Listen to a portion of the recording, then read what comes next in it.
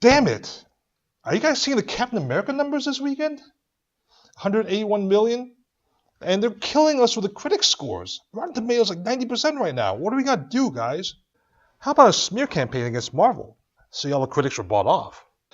Nah, only people with a grudge against Marvel will be insane enough to believe that. Whore out another $1 billion franchise?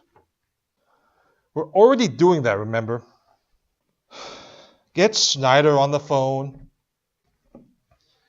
Hey, Snyder baby, come on, what's shaking, dude? Tell me you got an answer in Civil War, man. Mr. Snyder can't come to the phone right now. I'm his assistant. He's too busy pretending to be Superman in a slow motion fight with Goku. I'm sorry, I mean, he's working on the action choreography for the Justice League film. But I can speak for him. Well, what's he gonna do about Justice League? Well, he says it's going to be lighter and more fun. That's good, that's good. Zach, Mr. Snyder, I don't think that counts as meant to take that much jumping.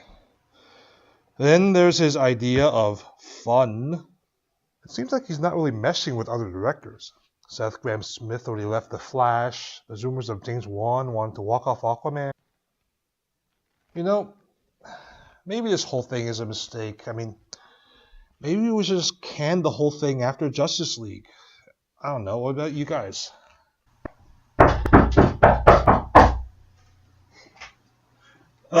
Mind if I interrupt? Who are you?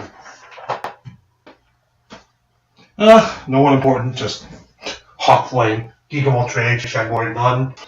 You may have heard of me. I have a YouTube channel called Everything Geek. How'd you get past security? Oh, that's easy. I just opened the water tower, like this.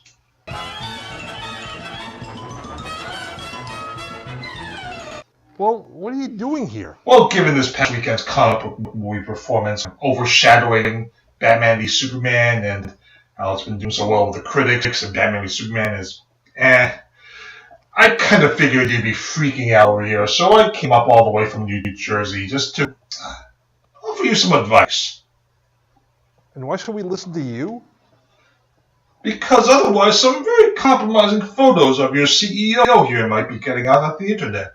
I gotta say, it's very interesting. I never saw you could use a rubber chicken, a plunger, some clothespins like this. I mean, I gotta say, that looks quite painful, but... Okay. Seem to mind. You got 10 minutes. Great. I got it all on video right here. Hello, everyone out there in YouTube. This is Hawkflame, Geek of All Trades, Fanboy of None, and welcome to another episode of Top 5.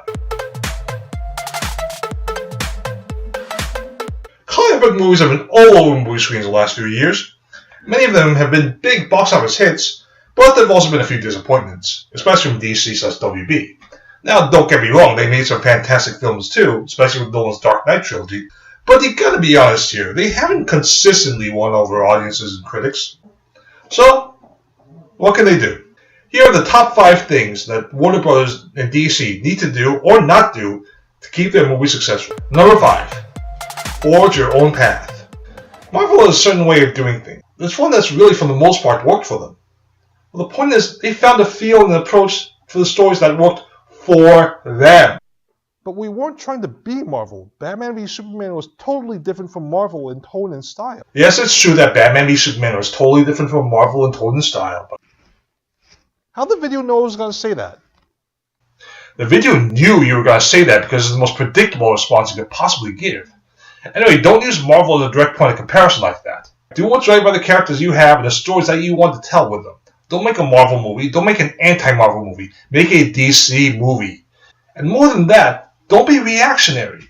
Don't add jokes to a film because, hey, dark and brooding sucks, let's add jokes. Add them because they make sense for the character and enhance the storyline. Number 4.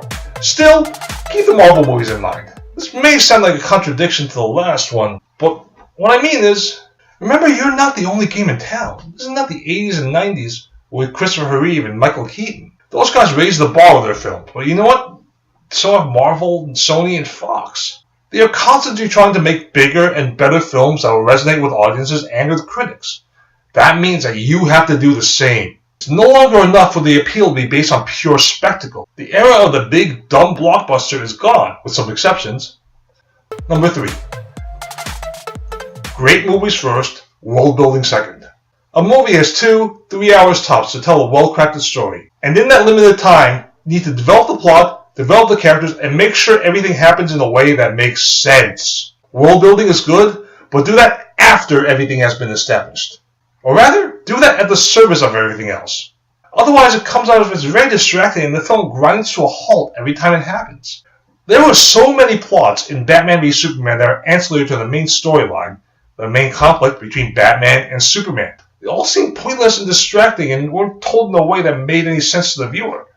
Hell, even Wonder Woman, as awesome as she was ultimately just a distraction. This meant, in turn, less time for the things that really mattered, as the ideological conflict between Batman and Superman, and the character arcs for both of them. You don't need to get rid of the other arcs, just simplify them and really put them at the service of the rest of the story. Number 2. Now, there's a lot of speculation going on behind the scenes about Zack Snyder and his alleged miscommunication with some of the other people behind the scenes, particularly the directors, and I'm not going to comment on that directly, whether or not it's true, but I will say any one director having complete control over a project has seldom worked out. Take 1989 Batman, for example. Directed by Tim Burton, that was a serious, well-regarded take on the character, and of course it made a lot of money. So they went back and made Batman Returns and basically gave him carte blanche. And then we had a film which, while it was decent, was nowhere near as good as the first, especially since there was no one there to tell the director to rein it in. Film is a collaborative medium. You have to remember that. Don't just stand by your vision, right or wrong. Mold your film and work with others to make the best possible product. Get input from James Wan, Patty Jenkins, David Ayer, Ben Affleck on Justice League, and they should reciprocate on their other films. Number 1. Respect the characters. This is the one that's most important of all, and people really seldom get right. DC as a company has been around for a while. There's 75 years of established lore here and some basic principles on which these characters have stood for all these decades. Never hurts to go back to that. The audience has a certain expectation for what, say, a Superman is like, or a Wonder Woman is like, or a Lex Luthor. And if you defy those expectations, well, the odds are kind of stacked against you. And now you've gotten some of these characters right. You've gotten Batman right here, though not without some missteps along the way. And from a limited time, it seems like Wonder Woman's really on the right track, but this is an example. He kind of blew it with Superman and Lex Luthor. Superman in all his incarnations has been someone who's been an inspiring figure of hope. And Lex Luthor, he's more this awkward, bumbling, Frank Gorshin-esque maniac who feeds candy to people, goes up to bat. Rather, he's a brilliant mind who's inherently jealous and hateful towards Superman. These are just a few examples. DC and Warner Bros. Have tons of characters at their disposal. But you have to make good use of them, and you can and have. Just remember what made them awesome to begin with. There is something innate about all of these characters that made them stand the test of time. Should we not change them at all? Of course not. None of the characters are the same from medium to medium, or from when they started in the comics. But as the years passed, the best versions always knew what to keep and what to update. Sure, some people will pitch a fit about any kind of change, and look at the flack Suicide Squad Joker got, but people easily forget back in 2007-2008 that not a lot of people were fans of the look of the Heath Ledger Joker. No one thinks that now though, because Heath Ledger absolutely nailed the parts that mattered. And if Jared Leto delivers just like that, he will similarly be remembered. Yes, people always nitpick about little things here and there, and updates need to be made from going from one medium to the next. But if you remember the core of who these characters are and what made them endure, the audience will come. Overall, there's no Marvel bias or anti-DC agenda. There's a bias towards quality entertainment with characters and the stories that needs to be told. Something that WB and DC can do because they've done it before. Anyway, that wraps up my top 5 list of the things that DC Universe needs to do. Feel free to comment below, and don't forget to like and subscribe. This is Hawkflame, Geek of all trades, fanboy of none, and saying farewell until next time when we can talk everything geek. So guys, what do you think? Interesting points. We'll consider. Great! Can I get a producer's credit on Justice League?